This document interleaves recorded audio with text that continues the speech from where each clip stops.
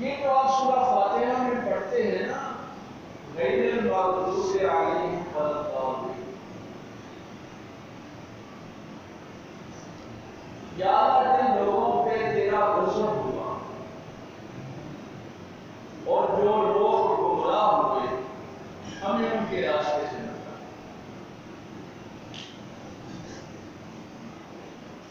یہ غضب والے اور گمراہ لوگ یہودی اور عیسائی، یعنی جب آپ سورہ فاتحہ میں یہ پڑھیں تو آپ کو پتہ ہونا چاہیے کہ یہ جو ہم غیر المغضوب علیہم ولا الضالین پڑھ رہے ہیں، اس سے مراد کون لوگ؟ جن لوگوں پہ اللہ کا غضب ہوا، یا اللہ ان کے راستے سے بھی بچا، اور جو لوگ گمراہ ہو گئے، راستے سے بھٹک گئے، ان کے راستے سے بھی، اور کن کے راستے پہ چلا؟ صراط الذین انعمت علیہم۔ یہ بڑی ایک کمپلیکیٹڈ سی بات ہے جو موضوعات ہم نے ڈسکس کرنا ہے۔ میں سمجھتا ہوں کہ میں نیک راستے میں اگر چلتا ہوں تو بڑی بات ہے، لیکن قرآن کہہ رہا ہے کہ نہیں، اس سے بات نہیں بنے۔ صراط الذین انعمت علیہم، نیک لوگوں کے راستے پہ چلنا ہے اور بروں کے راستے سے بچنا ہے۔ جب یہ دونوں چیزیں نہیں ہوں گی، ہدایت نہیں مل سکتی۔ ہدایت کے لیے صرف نیکی کے کام کرنے سے بات نہیں بنے گی، جب تک آپ برائی سے بچتے نہیں۔ اب کیونکہ دونوں نے، یہودیوں نے بھی اور عیسائیوں نے بھی، یہ عقیدہ گڑھ لیا، یہ جو میں نے آیت تلاوت کی ہے نا، اسی لیے اللہ فرماتا ہے کہ لَقَدْ كَفَرَ الَّذِينَ قَالُوا إِنَّ اللَّهَ ثَالِثُ ثَلَاثَةٍ، وہ لوگ کافر ہیں جنہوں نے کہا کہ اللہ تین میں سے ایک ہے۔ جن لوگوں نے یہ کہا کہ اللہ تین میں سے ایک ہے، وہ لوگ کافر ہیں، وہ ایمان والے نہیں، حالانکہ وہ اللہ کی توحید کا بھی اقرار کرتے ہیں، عیسیٰ علیہ السلام کو اللہ کا نبی بھی مانتے ہیں، اور انجیل کو اللہ کی کتاب بھی مانتے ہیں۔ پچھلے دنوں میں نے ایک جملہ کہا تھا، اگر وہ آپ کے ذہن میں ہو، کہ یہ جو ہمارے خیالات ہیں ان کا نام علم نہیں ہے، ہم نے اپنے خیالوں کو علم بنا لیا۔ عیسائیوں نے کیا کہا، ان کا جو عقیدہ تثلیث ہے وہ ذرا آپ کو تھوڑا سا سمجھانا، جن روایت میں نے پڑھی ہے۔ عیسائیوں نے کہا کہ عیسیٰ چونکہ بغیر باپ کے پیدا ہوا ہے، اس لیے وہ اللہ کا بیٹا ہے۔ اب بیٹے میں ظاہر ہے کہ باپ والی خصوصیات ہوتی ہیں، کچھ نہ کچھ تو اس کے اندر خصوصیات ہونے پاتی۔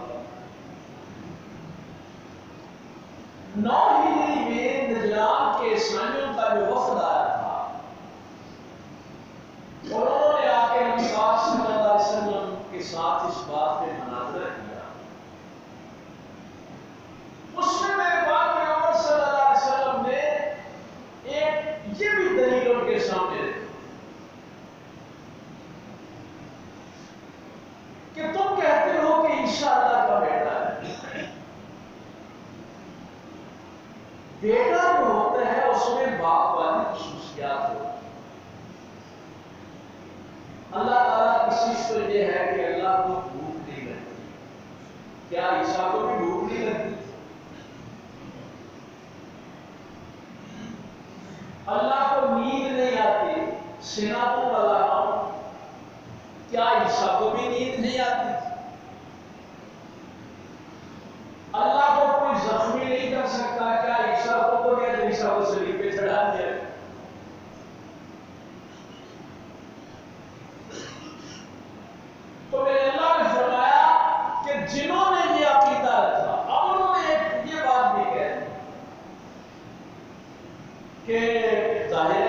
السلام کا باپ تو نہیں لیکن ماں تو ہے، سیدہ مریم سے آپ پیدا ہوئے۔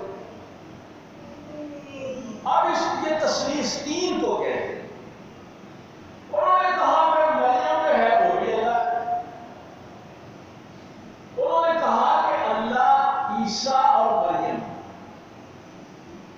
یہ عقیدہ اپنے خیال سے گڑھ لیا نا انہوں نے۔ اللہ، عیسیٰ اور مریم یہ تینوں ایک ہی ہیں، اور پھر کہا کہ تینوں میں ایک ہے۔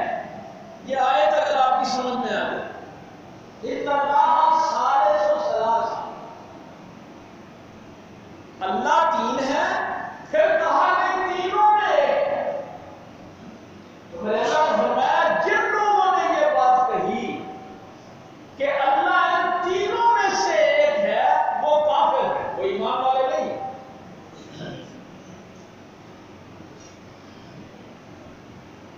قالت اليهود عزير ابن الله وقالت النصارى مسیح ابن اللہ۔ یہودیوں نے کہا کہ عزیر اللہ کا بیٹا ہے، اور عیسائیوں نے کہا عیسیٰ اللہ کا بیٹا۔ یہ سورہ فاتحہ کا یہ حصہ ذہن میں رہے، صراط الذین انعمت علیہم غیر المغضوب علیہم ولا الضالین۔ غضب کس پہ ہوا؟ یہودیوں پہ، کیونکہ انہوں نے بہت سے انبیاء کو شہید کیا۔ تو جب بھی آپ سورہ فاتحہ کی تلاوت کریں، اس میں یہ ذہن میں رکھیں کہ یہ یہودی اور عیسائی ہیں جن کو اللہ نے کہا کہ ان پہ غضب بھی ہوا ہے اور یہ راستے سے بھٹکے ہوئے ہیں، چونکہ انہوں نے توحید کے نظریے کا بڑا غلط کیا۔ اب یہ تھوڑا سا سمجھانے کے لیے کہ تینوں میں ایک ہے، جو قرآن کریم اصطلاح استعمال کرتے ہیں، انہوں نے حلول کا نظریہ گڑھ لیا۔ یہ دو نظریات نبی پاک صلی اللہ علیہ وسلم کے میلاد سے پہلے چل رہے تھے توحید کے متعلق۔ ایک حلول کا نظریہ تھا، ایک اتحاد کا نظریہ تھا۔ حلول کا نظریہ یہ تھا، اس کو اگر آپ سادہ لفظ میں سمجھیں تو ہم سکول میں بچوں کو محلول پڑھاتے ہیں۔ یہ جو آپ اپنے گھروں میں شربت بناتے ہیں، شکنجی بناتے ہیں، وہ محلول ہوتا ہے۔ جو چیز حل ہوتی ہے، نمک ہے، چینی ہے، اس کو مدھل کہتے ہیں، اور پانی میں چونکہ وہ چیزیں حل ہوتی ہیں اس کو مدھل کہتے ہیں، اور ان دونوں کو ملا کر محلول بنتا ہے۔ تو ان کا نظریہ کیا تھا؟ حلول کا نظریہ تھا۔ انہوں نے یہ نظریہ کر لیا تھا کہ اللہ تعالیٰ عیسیٰ میں حلول کر گیا، اللہ تعالیٰ مریم میں حلول کر گیا ہے، حل ہو گئے ہیں، مکس ہو گئے ہیں، ایک ہی ہو گئے۔ تو میرا اللہ فرماتا ہے جو شخص یہ اللہ کے متعلق نظریہ رکھتا ہے وہ کافر ہے۔ بھائی توحید کے نظریات بالکل کلیئر ہونے چاہیے۔ فرمایا جن لوگوں نے کہا کہ اللہ تین میں سے ایک ہے، وہ کافر ہے، ان کا ایمان سے کوئی تعلق نہیں، ان کا اللہ کا غضب ہوا ہے، انہوں نے اللہ کی راہ کو چھوڑ دیا ہے۔ دوسرا نظریہ تھا اتحاد کا۔ اتحاد کا مطلب کیا ہوتا ہے؟ اکٹھا ہونا، لیکن اس میں خصوصیات علیحدہ علیحدہ رہتی ہیں۔ جب اتحاد ہوتا ہے، اتحاد میں بھی کاٹھی ہے، محلول میں بھی کاٹھی ہے، لیکن اس میں فرق یہ ہوتا ہے کہ محلول میں خصوصیات ایک ہو جاتی ہیں، اور اتحاد میں کاٹ تو ہوتا ہے لیکن صفات علیحدہ علیحدہ رہتی ہیں۔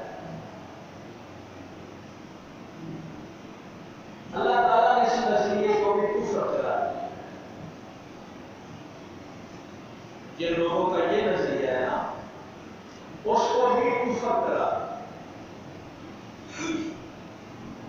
میں یہ بات اس لیے کر رہا ہوں کہ میں نے جو پچھلے دور میں پڑھائے ہیں نا، وہ ایک بیس بنائی تھی اس نظریے کی وضاحت کے لیے۔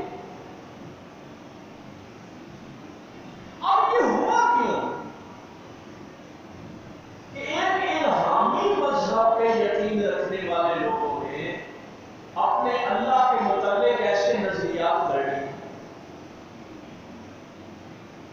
کہ اللہ کسی کے ساتھ، مخلوق کے ساتھ حلول بھی کر سکتا ہے اور مخلوق کے ساتھ اتحاد بھی کر سکتا ہے، ذات کے اعتبار سے بھی اور صفات کے اعتبار سے۔ جب آپ کہیں گے یہود و نصارہ نے جیسے کہا، انہوں نے کہا کہ عزیر اللہ کا بیٹا ہے، عیسائیوں نے کہا عیسیٰ اللہ کا بیٹا ہے، تو یہ شرک جو ہے یہ ذات میں شرک، یہ ساتھ ساتھ ذہن میں رہے گا، یہ شرک جو ہے یہ اللہ کی ذات میں شرک۔ اس لیے فرمایا لم یلد ولم یولد، نہ وہ کسی کا باپ ہے نہ وہ کسی کا بیٹا ہے۔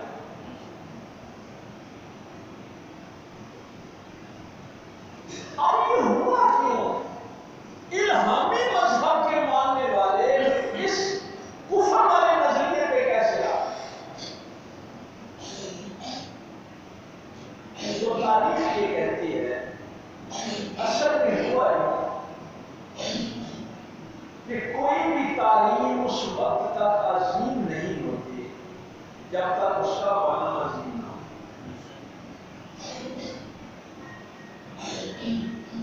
یہ جو ہندو اپنے لوگوں کو دھوکہ دیتے ہیں نا، وہ بھی حلول کے نظریے سے دیتے ہیں۔ وہ یہ نہیں کہتے کہ یہ جو بت سامنے پڑا ہے یہ اللہ ہے، وہ کہتے ہیں اللہ اس میں حلول کر گیا۔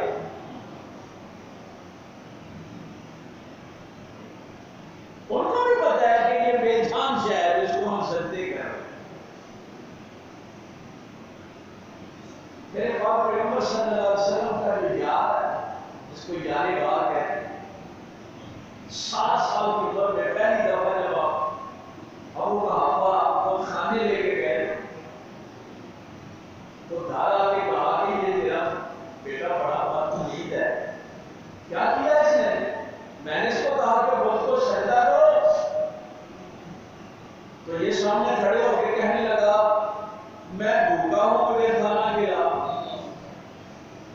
حضرت ابوبکر صدیق نے 7 سال کی عمر میں مکالمہ کیا کہ آپ کے سامنے کھڑے ہو کے کہ یہ تیرا خدا ہے، میں بھوکا ہوں، اس کو کیا مجھے کھانا کھلائے؟ مجھے کپڑے دے، میری ضروریات پوری کرے۔ اب سمجھ آئی؟ میرے نبی کا یار وہ بنتا ہے جو بچپن سے ہی توحید پرست ہے۔ اماں نے بھی عجیب بات کہہ دی، انہوں نے کہا مجھے بتانا یاد نہیں رہا، مجھے پوچھے بغیر اس کو بتانے لے گئے تھے۔ یہ جب میرے پیٹ میں تھا نا تو میں کسی بت کے سامنے جھکنے لگتی تھی تو یہ اگر جاتا تھا مجھے جھکنے نہیں دیتا۔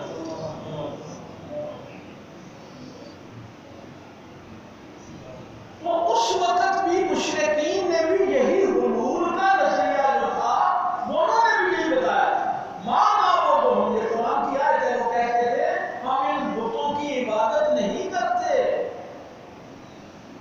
وہ بھی لوگوں کو یہ بتاتے تھے کہ اللہ ان کے اندر حلول کر گیا ہے، اور میرا اللہ فرماتا ہے جس بندے کا یہ نظریہ ہے وہ کافر ہے، وہ ایمان والے نہیں۔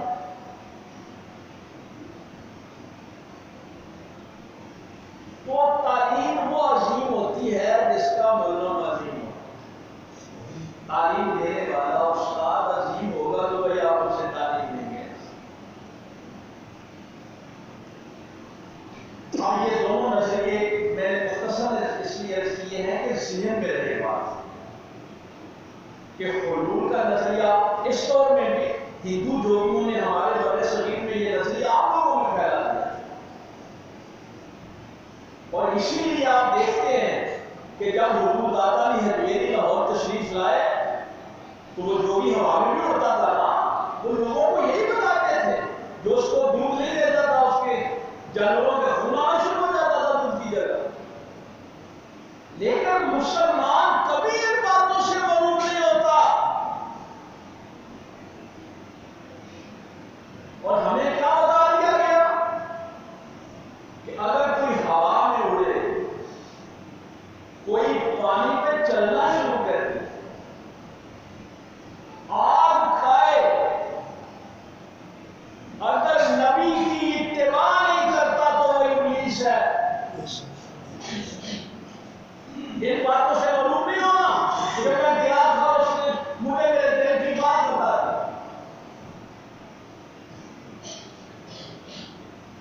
قرآن کریم میں کچھ دن ہوئے شبی برات کا پروگرام تھا، تو وہاں بڑے علماء اور مشائخ بیٹھے ہوئے تھے، تو ایک شاہ صاحب نے وہ بات کہی کہ طریقت کے متعلق کچھ کرنا ہے۔ یہ بھی آج کل ہمارے ہاں بھی یہ بڑی بدتمیزی اور جہالت شروع ہو گئی۔ میں نے قرآن کریم کی آیت ہم کو بتائی، معروف آیت ہے، فَاتَّبِعُونِی یُحْبِبْکُمُ اللَّہ، فَاتَّبِعُونِی میری اتباع کرو، یُحْبِبْکُمُ اللَّہ، اللہ تم سے محبت کرے۔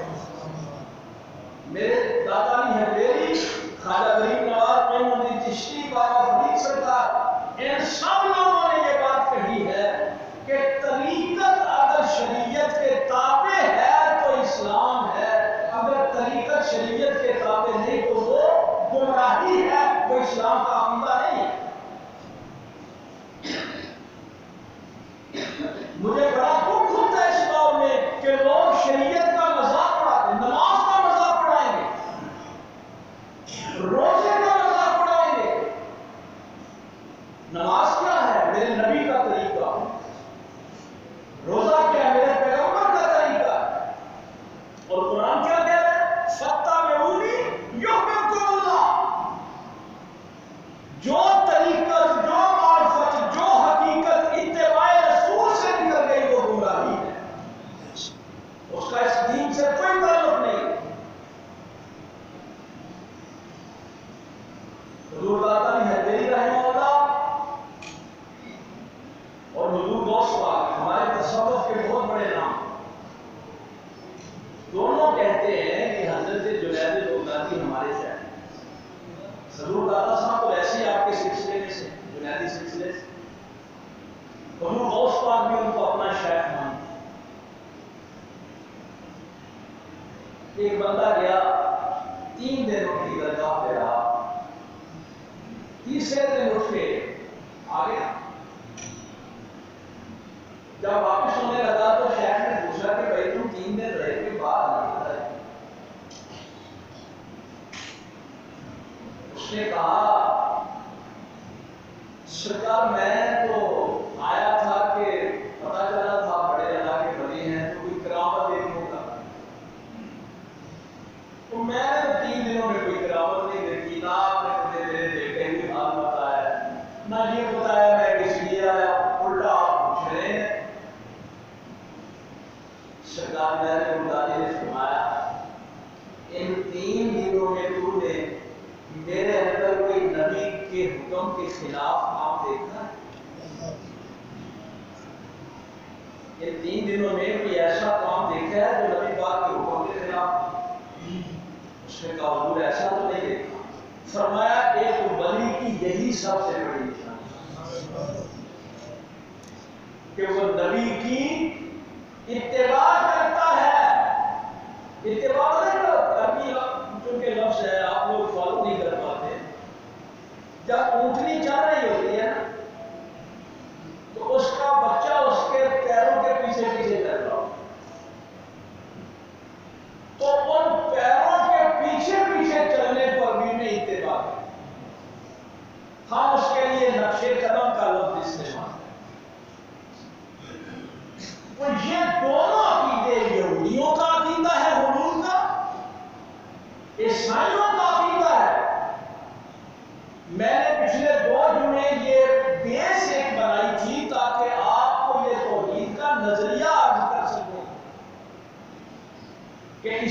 قرآن کے اندر یہ دونوں نظریے کفر ہیں۔ اللہ نہ کسی میں حلول کرتا ہے نہ کسی کے ساتھ اتحاد کرتا ہے، اور مخلوق کی جرات ہی نہیں کہ وہ اللہ کے اندر حلول کر سکے۔ مخلوق کے اندر یہ جرات ہی نہیں ہے۔ پتہ کتنی جرات ہے؟ ایک تجلی گرے تو موسیٰ بے ہوش ہو کے کر جاتے ہیں۔ قرآن کیا کہہ رہا ہے؟ ایک تجلی کی تاب نہیں آ سکتا، اور وہ بھی مکرم نبی۔ اور یہاں عجیب منظر بن گیا ہے، ہر شریعت کو گالی نکالنے والا اپنے آپ کو کہتا ہے مجھے معرفت حاصل ہو، میں طریقت کے راستے پہ چل رہا ہوں۔ قرآن کہتا ہے جس نے بھی اتباع پیغمبر چھوڑی اس کو اللہ کی محبت نہیں ملی۔ اب عیسیٰ علیہ السلام عظیم تھے، اللہ کے نبی ہے، روح اللہ ہے، کلمۃ اللہ ہے، قرآن کریم کے لیے ان کی صفات بیان کی ہیں۔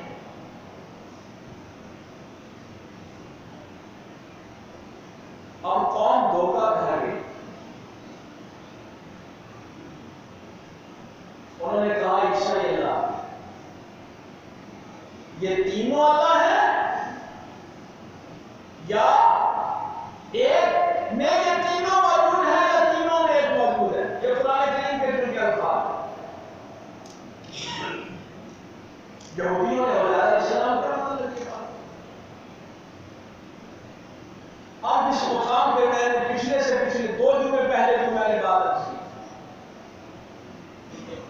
یہ مقام تو کسی کو حاصل نہیں ہے نا۔ آدم علیہ السلام سے لے کے عیسیٰ علیہ السلام تک کسی کو یہ مقام حاصل نہیں ہے کہ وہ یہ دعویٰ کرے کہ من رآنی فقد رأى الحق، جس نے مجھے دیکھا اس نے اللہ کو دیکھ لیا۔ اور یہ مقام تو کسی نبی رسول کو حاصل نہیں۔ فقانہ قاب قوسین کی منزل کسی کو حاصل نہیں، اور اللہ کا مقام کسی کو حاصل نہیں۔ یہاں تو غلطی کے چانسز ہی بڑے تھے، بڑے چانسز تھے نا۔ اگر عیسیٰ کے مطابق لوگ دھوکہ کھا گئے کہ اللہ کا بیٹا ہے، عزیر کے مطابق دھوکہ کھا گئے، تو یہاں تو بڑے چانسز تھے، کیونکہ قرآن کہہ رہا تھا کہ اس نبی کی محبت اللہ کی محبت ہے، اس نبی کی رحمت اللہ کی رحمت ہے، اس نبی کا فضل اللہ کا فضل ہے۔ میں یطع الرسول فقد اطاع اللہ، اس رسول کی اطاعت اللہ کی اطاعت ہے۔ یہ تو قرآن کہہ رہا تھا نا، دھوکے کے بڑے چانس تھے، اور میری سرکار نے یہ سارے چانسز ختم کر کے یہ گواہی دی امت سے کہ کہو اشہد ان محمد رسول اللہ۔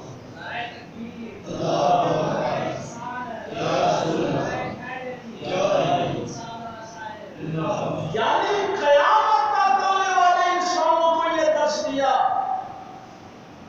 کہ میری امت کبھی شرک میں مبتلا نہیں۔ کیوں؟ اس مقام و مرتبے پہ پہنچ کر بھی میں اللہ کا بندہ ہوں۔ اب اگر پچھلے 2 دنوں والی گفتگو آپ کی سمجھ میں آئے، اس مقام پہ پہنچ کر بھی میں اللہ کا بندہ ہوں، نہ کوئی حلول کا نظریہ رکھے نہ کوئی اتحاد کا نظریہ، کیونکہ یہ دونوں نظریات گمراہی کے نظریات ہیں۔ پھر ہمارے بزرگان دین نے اس پہ بڑا کام، چونکہ یہ شرک کے جتنے بھی نظریات تھے یہ دونوں سے پھوٹتے تھے، یا حلول کے نظریے سے پھوٹتا تھا یا اتحاد کے نظریے سے پھوٹتا تھا۔ اور یہ کیونکہ مشرکین مکہ میں بھی یہ تھے، یہود و نصارہ میں بھی یہ تھے، اور ہمارے بر صغیر کے ہندو یہ بھی کیونکہ بت پرست تھے، ان کے اندر بھی یہ نظریات تھے۔ اب میرے خیال ولی نواز اس کو کیسے، اس حلول کے نظریے کو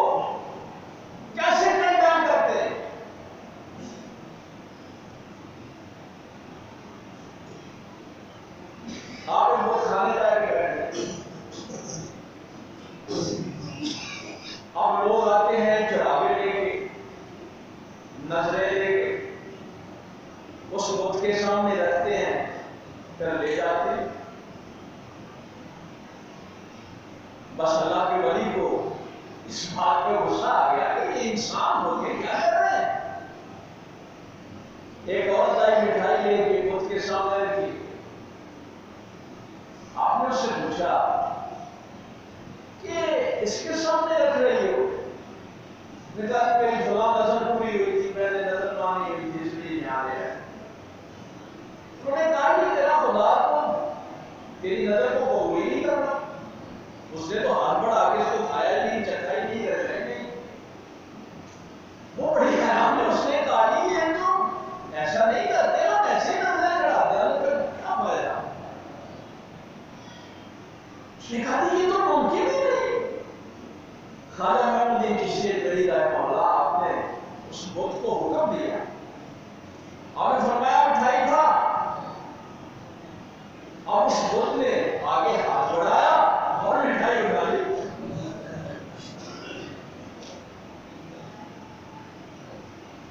یہ کیا ہے؟ یہ اللہ تعالیٰ اپنی صفت میں سے کوئی انوار و تجلیات اپنے ولی کو آتا ہے۔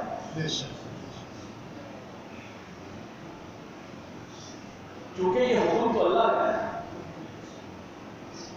اور اس نے باہر جا کے وہ شور مچانا شروع کر دیا، دیکھو وہ تو اٹھانا جاتا ہے۔ لوگ کہنے لگے پاگل ہو گئی، صدیاں ہو گئی، کئی ہزار سال ہو گئے، آج تک یہ سنا نہیں تھا۔ مقصد تو یہی تھا کہ لوگ اکٹھے ہو جائیں۔ لوگ اکٹھے ہو گئے، مٹھائی رکھی گئی، اور وہ کھا نہیں رہا تھا۔ لوگوں نے کہا کہ اس کو چھتر مارو، اس نے ایسے ہی کر دیا۔ جب اس نے دیکھا نا کہ مجھے مار پڑے گی، وہ کہنے لگی نہیں ایسا کرو، یہ جو بابا بیٹھا ہوا ہے نا، اس کے کہنے پہ یہ کھاتا ہے۔ لوگوں نے کہا اچھا جو بابا نے آپ حکم دیں، اور فرمایا اچھا آپ نے حکم دیا اور مٹھائی کا۔ اس نے پھر ہاتھ بڑھایا، مٹھائی پکڑ لی۔ اب لوگ جب آئے نا ماننے کے لیے، میرے غوث پاک سرکار کا بڑا عظیم جملہ، یہ میرے غوث پاک یا میاں علی پتہ کیا فرمایا؟ اگر کوئی بندہ تجھے یہ کہے کہ مجھے مان، تو وہ ابلیس ہے، جو کہے اللہ رسول کو مان وہ ولی اللہ ہے۔ یہ فتوح غیب میں میرے غوث پاک کا جملہ ہے۔ جو شخص تجھے کہے نا کہ مجھے مان، میرے اندر بڑی صلاحیت ہے، وہ ابلیس ہوتا ہے۔ مانا خیر میں لو قرآن کے جملے ہیں نا، اس نے کہا کام کھڑے کرو۔ میرے غریب نواز نے کیا کہا؟ یہ نہیں کہا منیا جب میرے آنکھیں لگ رہے ہیں،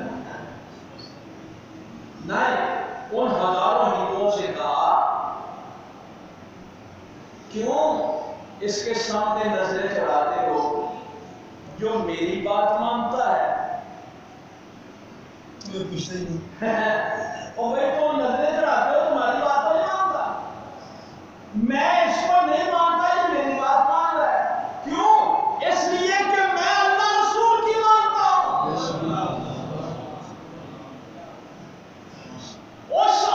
کو، اس رسول کو مانو جس نے مجھے یہ طاقت دی ہے۔ تو میرے غریب نواز نے لوگوں کو اللہ رسول کے در پہ لا کے کھڑا کیا۔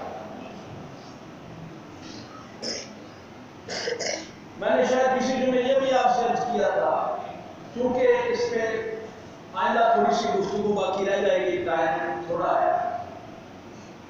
قدیم اور حوادث کی، کیونکہ یہ فلسفے کی بحثیں تھی، یہ لوگوں کے خیالات تھے جس کو قرآن نے کنڈم کیا، اور میرے پاک پیغمبر صلی اللہ علیہ وسلم نے یہ سارے نظریات ختم کر کے خالص توحید دی ہے۔ قل هو اللہ احد اللہ احد۔ میں تو کبھی کوئی ایسی بکواس کرنی شروع کرے نا تو میں اس کو کہتا ہوں کہ اللہ الصمد، اللہ میں ناز ہے۔ مجھے کوئی درد شروع ہو جائے تو میں کہوں گا مجھے ہاسپٹل لے جاؤ، میں میرے آپ کیسے ہو سکتا ہوں؟ یعنی مخلوق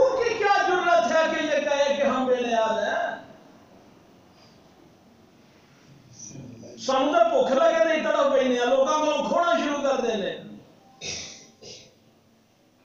بے نیاز ذات صرف اللہ نہ اس کی ذات میں نہ اس کی صفات میں کوئی شریک نہیں ہے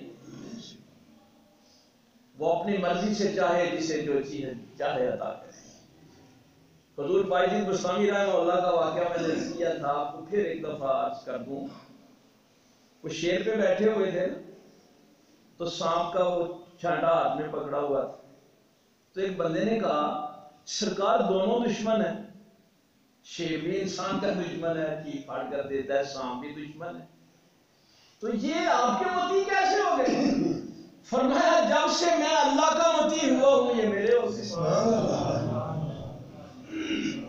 یعنی ولی کبھی بھی کرامت کو یہ نہیں کہتا کہ یہ میری ہے تو میرے غوث پاک سرکار کا یہ جملہ ذہن میں رکھنا آپ نے فرمایا جو شخص بھی تمہیں کہے کہ مجھے مانو وہ ابلیس ہے اور جو کہے کہ اللہ رسول کو مانو وہ اللہ کا اور یہ تھے وہ نظریات جن کو ختم کرنے کے لیے کہ کہیں لوگ دھوکہ کھا کے یہ نہ کہیں کہ اس رسول کی اطاعت اللہ کی اطاعت ہے تو یہ بھی اللہ ہی ہے فرمایا نہیں میں اس مقام پہ پہنچ کر بھی تمہیں یہ دعوت دے رہا ہوں کہ میں اللہ کا بندہ ہوں میں سجدہ اسی اللہ کو کرتا ہوں اسی کی بندگی میں رہتا ہوں میرے لیے اتنا ہی کافی ہے میرے لیے اتنی ہی عزت بڑی ہے کہ میں تیرا بندہ ہوں اور میرے فخر کے لیے اتنا ہی کافی ہے کہ تو میرا پروردگار ہے اللہ عمل کی توفیق دے